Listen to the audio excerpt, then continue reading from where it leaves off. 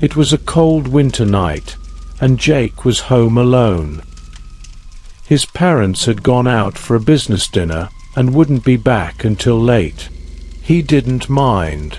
At 16, he enjoyed these moments of freedom. He grabbed a bowl of popcorn, picked up the remote, and chose a horror movie to watch on TV. The house was steeped in silence, except for the sound of the wind howling outside and the occasional creak of the old wooden floors. At first, it didn't bother him. He even laughed at himself when he jumped at a jump scare in the movie. "It's just a movie," he muttered, trying to calm his nerves. But then the sound came. A faint knock, barely perceptible, at the kitchen window. It was a dry, rhythmic sound, like someone tapping gently on the glass.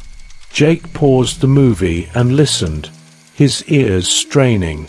The wind outside was strong, but this didn't seem like the wind. He decided to ignore it. Maybe it was just a branch swaying.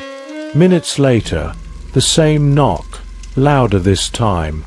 Jake stood up hesitantly and walked to the kitchen, his heart racing.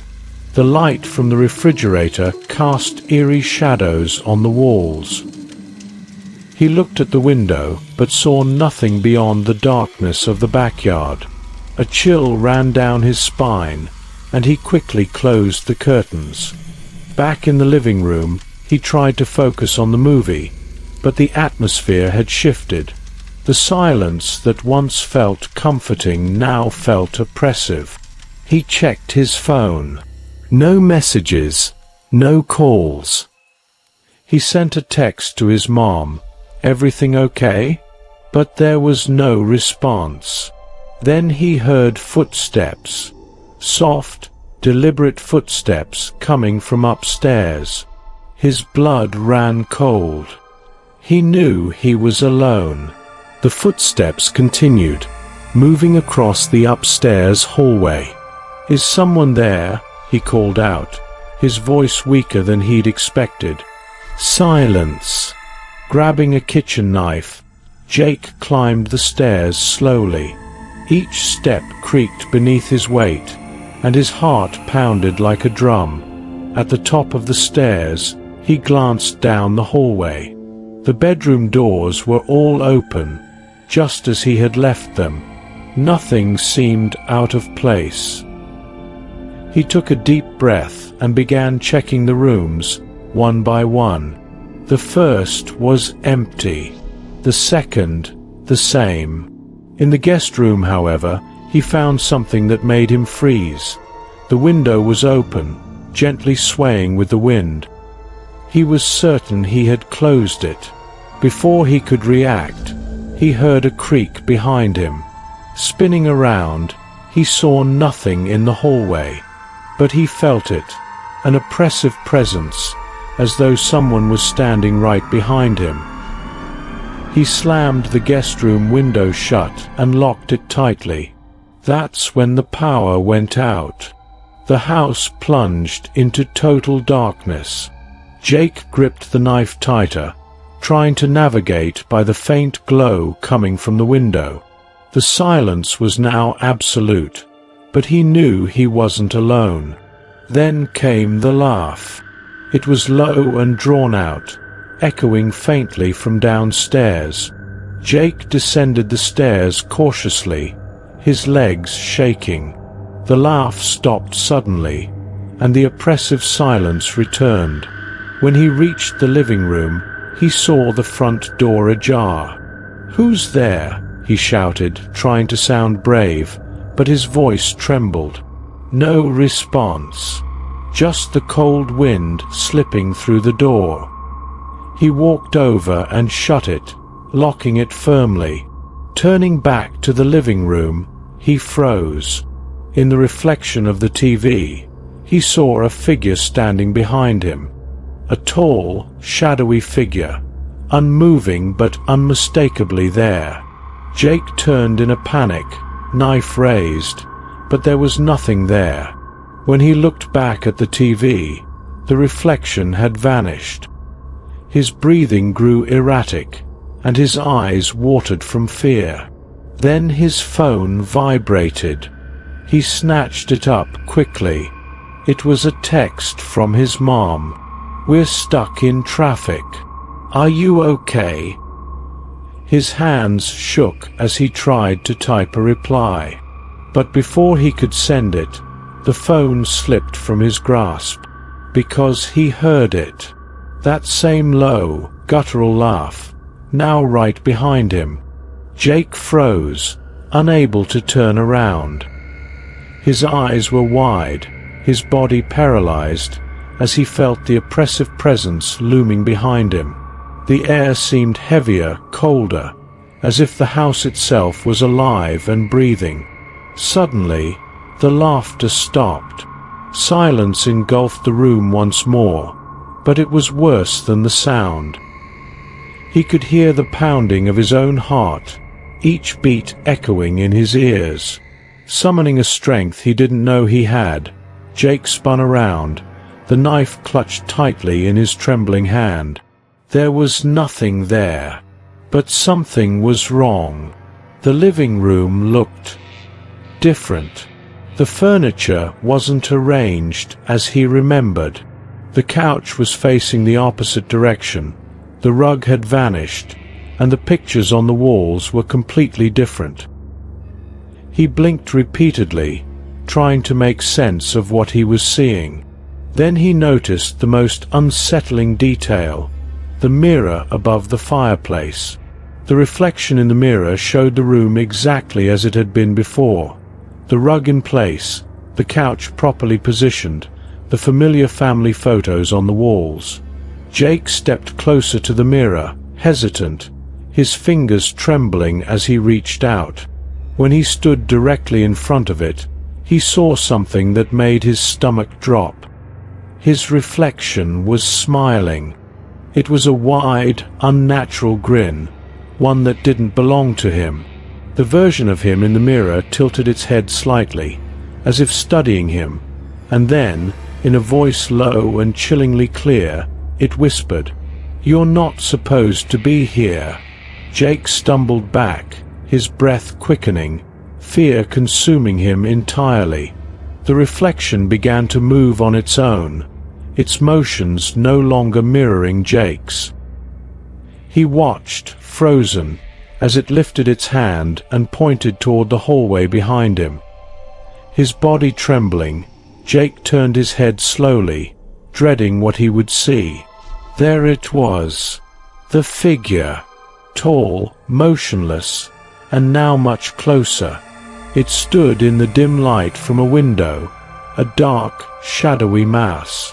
Its face was a swirling void, undefined, but with a grotesque mouth that seemed to be forming, opening and closing soundlessly.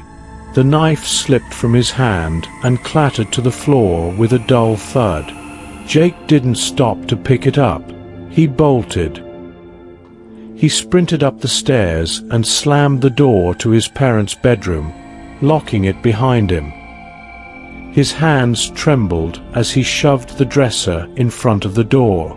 Pulling out his phone, he tried to call 911, but the screen displayed no signal. Every text he attempted to send failed. From downstairs, he heard heavy, deliberate footsteps. Each step seemed to resonate through the house, climbing the stairs with agonizing slowness. Whatever it wasn't in a hurry. It was coming, and it wanted Jake to know. Panicked, he threw open the closet door and slipped inside, shutting it quietly behind him. The smell of mothballs and old fabric was suffocating, but the darkness offered a thin layer of comfort. Jake crouched, holding his breath, hoping, praying, that whatever it was would pass him by. The footsteps stopped. For a moment, there was only silence. Maybe it had left. Maybe. He heard it. A low, irregular breathing, just outside the closet door. Jake's entire body went cold. He pressed his hand over his mouth, stifling a sob, as the closet door began to creak. Slowly, agonizingly, it opened. The figure loomed before him. It was taller than he had thought, its head almost brushing the ceiling.